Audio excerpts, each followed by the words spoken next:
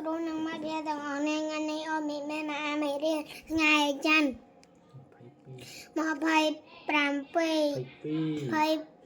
22ខែធ្នូឆ្នាំ2025គណៈវិទ្យា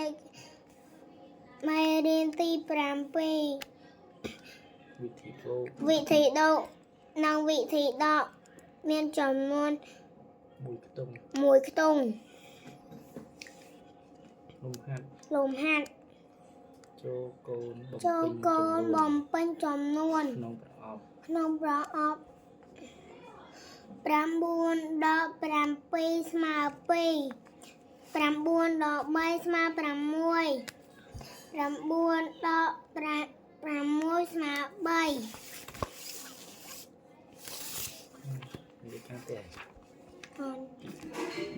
ភាសាខ្មែរមេរៀនសាឡាមេរៀនទី29បទចម្រៀងសារកាកែវអើយសារកាកែវអើយស៊ីអីកងស៊ីផ្លែដំបងវាចិត្តគ្នាលេសារកាកែវអើយសារកាកែវអើយស្លាបវាចាក់ក្បាច់មាត់វាធ្វើភ្លេងស្លាបវាចាប់ក្បាច់មាត់វាធ្វើភ្លេង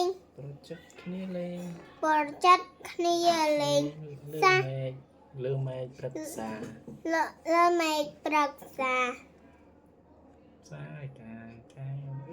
សារកាកែវអើយចាំអ្នកគ្រូនាំមិត្តភក្តិទាំងអស់គ្នា